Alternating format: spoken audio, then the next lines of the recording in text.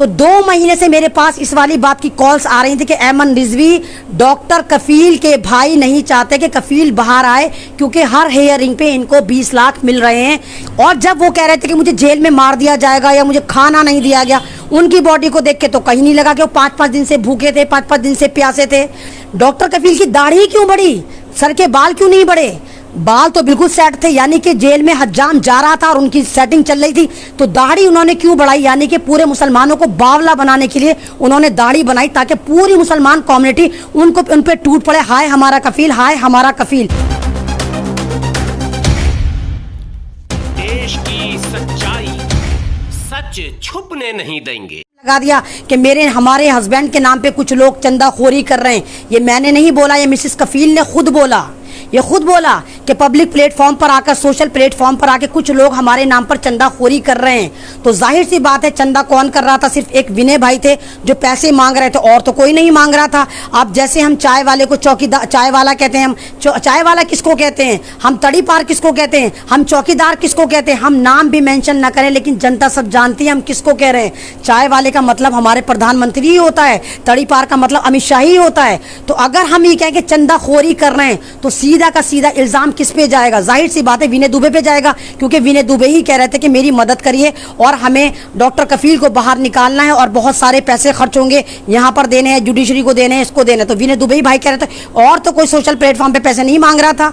तो इन्होंने उनको भी आकर ये कह दिया कि नहीं भाई चंदाखोरी बंद करें। और जबकि परसों विनय दुबे भाई ने एक्सपोज करा है, मैंने भी पूरा लाइव देखा, मुझे भी बड़ा अफसोस हुआ क्योंकि विद फैक्ट विद प्रूफ उन्होंने एक कॉल रिकॉर्डिंग, एक चैट दिखाई है। लेकिन मैं तो विनय दुबे भाई की तरह अक्लमंद भी नहीं हूं और मुझे कोई रिवार्ड भी नहीं चाहिए। तो मैंने ना तो मिसेस शबिस्ता की कोई चैट अपने पास रखी, ना उनकी कोई कॉल अपने पास रखी। हाँ, फोटो हैं, वो आप खुद देख सकते हैं कि 16 फरवरी में वो मेरे साथ खड़ी हुई थी या नहीं थी, और मैं उनके आंसू साफ कर रही थी या नहीं कर रही थी। बात यह है कि चलिए डॉक्टर कफील जेल से बाहर आए, अल्लाह का शुक्र है वो बाहर आए, आपकी दुआओं से बाहर आए। तो डॉक्टर कफील ये तो नहीं कह सकते कि नहीं भाई वो छुप कर बैठ गए, वो पब्लिक का सामना नहीं कर पा रहे, इसलिए उन्होंने जनता को थैंक्स भी नहीं करा। जब वो बंदा इतना डेयर था कि जेल से निकलते ही 46 मिनट का उसने इंटरव्यू निकाल दिया, 46 मिनट का उसने इंटरव्यू निकाल दिया, यानी कोई ना कोई पावर उसके साथ थी, कोई ना कोई ताकत उसके साथ थी कि जेल के दरवाजे के बाहर आते ही वो 46 सेकंड का इंटरव्यू दे रहे हैं। तो डर तो किसी बात का उनको था नहीं, जाहिर सी बात है कि वो डर जाते। तो बनता था आपको एक थैंक्स बनता था विनय भाई का और तमाम उन लोगों का जिन्होंने आपके लिए आवाज उठाई। अरे आप कह देते ना कि भाई मुझे मेरी फैमिली ने आज़ाद कराया, मेरे वकीलों ने आज़ाद कराया और आपकी दुआओं ने आज़ाद कराया, आप कह सकते थे। और ये वाली बात यही नहीं कि इसके बाद जो थे वो डॉक्टर कफील जाकर कहीं छुप गए, नहीं छुपे। उसके बाद उनको कांग्रेस ने जयपुर में एक फार्म हाउस में शिफ्ट कर दिया, अगले दिन ही शिफ्ट कर दिया, कांग्रेस ने शिफ्ट कर दिया। तो भाई जब आपकी जान को खतरा था और आप कह रहे थे 5-5 पेज के आप फर्रे जेल से निकाल रहे थे, तो भाई मैं तो कभी जेल गई नहीं, ना मेरा कोई खानदान का लोग रिश्तेदार गए। तो सवाल ये बनता है, जब हम ये कह रहे हैं कि भाई हमारे जो ये योगी साहब हैं इतने जालिम हैं, तो वो कैसे मुमकिन है कि 5-5 पेज के फर्रे जेल से बाहर निकल कर आ गए? क्या चेकिंग नहीं होती थी? तो ये चक्कर क्या था? और जब वो कह रहे थे कि मुझे जेल में मार दिया जाएगा या मुझे खाना नहीं दिया गया, उनकी बॉडी को देख के तो कहीं नहीं लगा कि वो 5-5 दिन से भूखे थे, 5-5 दिन से प्यासे थे।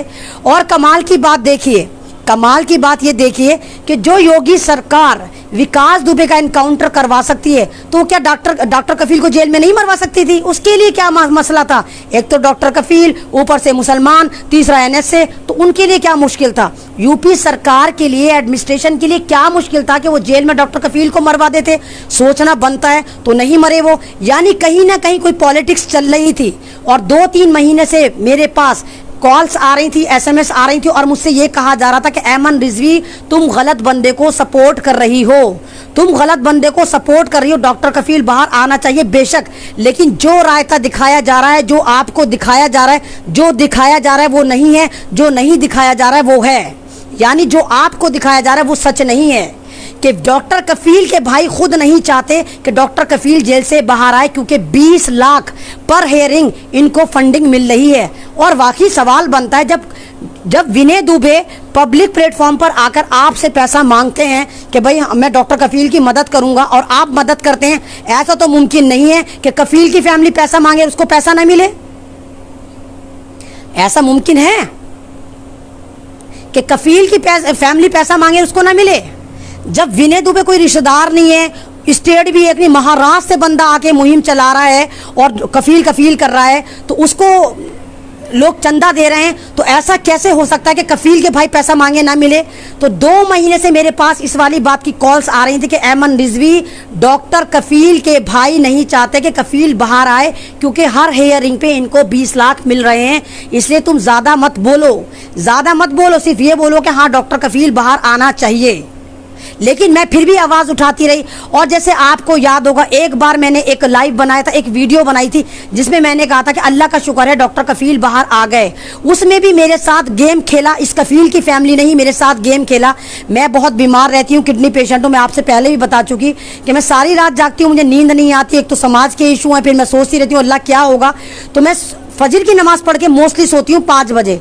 तो मैं 10:30-11 बजे मैं उठी, तो मैंने जैसे ही मोबाइल ऑन करा मेरे पास कॉल्स आनी शुरू हो गई मीडिया की कि अहमद कफील रिलीज हो गए। मैंने कहा है कफील कैसे रिलीज हो गए? कि सारा सोशल मीडिया पे ये चल रहा है कि डॉक्टर कफील बाहर आ गए। मेरे पास जो सूत्र थे इनकी फैमिली तक पहुंचने के, मैंने वहां कॉल करी कि क्या डॉक्टर कफील बाहर आ गए? तो एक बंदी जो इनकी बहुत खासम खास है, उन्होंने मुझसे कहा हाँ भाई आ गए। मिसिस कफील ने अपने अकाउंट पर एक ऑडियो डाल रखी है जिसमें 10:30 बजे डाली, जिसमें इन्होंने कहा कि कफील को क्लीन चिट मिल गई। 10:30 बजे इन्होंने एक ऑडियो डाली और फिर बाद में वो डिलीट कर दी। उस बिहाफ पर मैंने 10 मिनट की 5 मिनट की वीडियो बनाकर लोकतंत्र टीवी को भेज दी कि भाई मुबारक हो कफील बाहर आ गए। और अगर वो आप मेरी इंटरव्यू नहीं बल्कि वो बाइट देखें, मेरे चेहरे के एक्सप्रेशन देखें कि मैं कितने दर्द में हूं और कितनी खुश हूं, समझ नहीं आ रहा कि मैं रोऊं या हंसूं।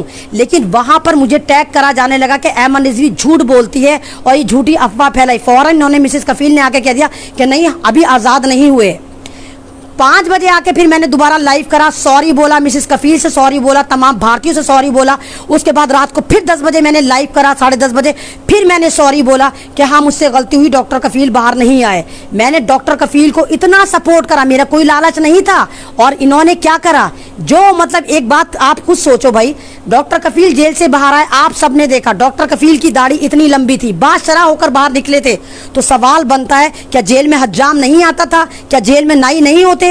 डॉक्टर कफील की दाढ़ी क्यों बढ़ी? सर के बाल क्यों नहीं बढ़े?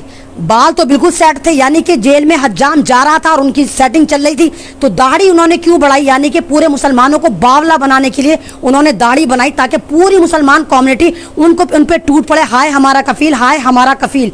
यानी यहाँ भी आपने मुसलमानों को एक्सप्लॉइट करा डॉक्टर कफील साहब, आपने दाढ़ी के साथ खिलवाड़ करा, आपने इस्लाम के साथ खिलवाड़ करा। अरे आप जेल में हर हफ्ते शेविंग क्यों नहीं कराई आपने? और जेल में कोई ऐसे थोड़ी है कि अगर जेल में जो हज्जाम है अगर वो शेव नहीं करा तो वहां पर प्राइवेट नाई भी होते हैं, वहां पर प्राइवेट नाई भी होते हैं। तो आपने उनसे क्यों नहीं अपना जो आपकी शेव बढ़ती थी साफ नहीं करवाया?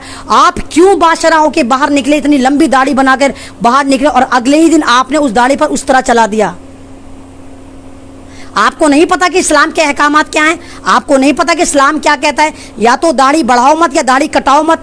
तो आपने उस इस्लाम पे भी जन्नाटेदार चप्पल मारा डॉक्टर कफील साहब, आपने उस इस्लाम को भी जलील करा, उसको भी शर्मिंदा करा। और आज वही विनय दुबे भाई साफ मेंशन कर रहा है कि कफील ने दाढ़ी रखी थी फिर कटवाई क्यों? मैं भी कह रही हूँ कि रखी क्यों थी आपने? क्या मनाई नहीं आते थे? तो आपने ये ड्रामा क्यों करा, किस वे में करा? और वाकई हमारा इस्लाम इस वाली बात को कहता है और मेंशन करता है कि अगर कोई बंदा आप पे एहसान करे आपको उसका थैंक्सफुल होना चाहिए। और विनय दुबे को आपको थैंक्स करना चाहिए था। ये थोड़ी है कि आप इंटरव्यू नहीं कर रहे, आप कभी इस एमपी से मिल रहे हैं, कभी आप उस एमपी से मिल रहे हैं, कभी राहुल गांधी से मिल रहे हैं, कभी मेनका गांधी से मिल रहे हैं, कभी प्रियंका गांधी से मिल रहे हैं, कभी यहाँ पर जा रहे हैं, कभी वहां पर जा रहे हैं। तो आप तो लगातार प्रेस कॉन्फ्रेंस कर रहे हैं। तो फिर क्या वजह है? आपको नहीं पता कि आपको किसने दुनिया में आपको फेम किसने करा, किन लोगों ने आपको सपोर्ट करा? तो आपने थैंक्स क्यों नहीं बोला? और थैंक्स नहीं बोला, विनय दुबे अगर बदनाम हुआ तो आपकी वजह से हुआ, तो आपने क्लियर करना चाहिए था। पब्लिक परेशान है, अभी तक परेशान है कि आया विनय दुबे ने आपके नाम पे चंदा खाया था या नहीं खाया था। ये बात आपको क्लियर करनी थी, बाहर आकर आपको करनी थी। आपने दो कम्युनिटी में ऐसे करके लड़ाई करवा दी, एक तरफ विनय दुबे हो गए, दूसरी तरफ मुसलमान समाज हो गया। आपने समाज को बांटने का काम करा है। डॉक्टर कफील, आपकी वजह से आज समाज बढ़ गया है। आपकी वजह से आज जो डॉक्टर अयूब हैं, पीस पार्टी के प्रेसिडेंट हैं, वो जेल में, उन पे एनएसए लगी। आपने सिंगल वर्ड उठाया उनके लिए? आप बोले, वो भी आप ही के लिए बोले थे, वो भी आप ही के लिए बोले थे, और आज जेल में आप सब जगह अपनी मस्तियां करते फिर रहे हैं, ये कॉन्फ्रेंस कर रहे हैं, वो कॉन्फ्रेंस कर रहे हैं। मैं तो मान ही नहीं सकती कि आपको ये वाली बात पता ना हो कि आपके लिए किन किन लोगों ने आवाज उठाई है। मुझे कोई रिवार्ड नहीं चाहिए, मैं हाथ जोड़ती, मुझे कोई रिवार्ड नहीं चाहिए, लेकिन आपने जो भारत में दो गुट कर दिए, डॉक्टर कफील आपने करा, हिंदू मुसलमान कर दिए आपने, हिंदू सोशल एक्टिविस्ट आपने एक तरफ कर दिए, मुसलमान आपने एक तरफ कर दिए। ये आपकी वजह से अराजकता फैली है। आपने अपनी राजनीतिक रोटियां सेकी हैं, आपने अपनी राजनीतिक रोटियां सेकी हैं, आपने बिल्कुल राजनीतिक रोटियां सेकी हैं अपनी। बंद करिए ड्रामेबाजी। और अब भी आपकी बीवी बात बात पे लाइव पर आती थी, रोती पीटती आती थी, शबिस्ता कफील, तो आपने 2 मिनट का लाइव आकर क्यों नहीं कहा कि डॉक्टर कफील को हमारे वकीलों ने बाहर निकाला और तमाम भारतीयों की दुआओं ने निकाला? क्यों नहीं करा आपने एक लाइव बनता था, क्यों नहीं करा? आप तो अब तो आपके चेहरे पर दर्द भी नजर नहीं आता, जो दर्द जेल में नजर आता, तो जो बात बात पे आप लाइव करती थी, क्यों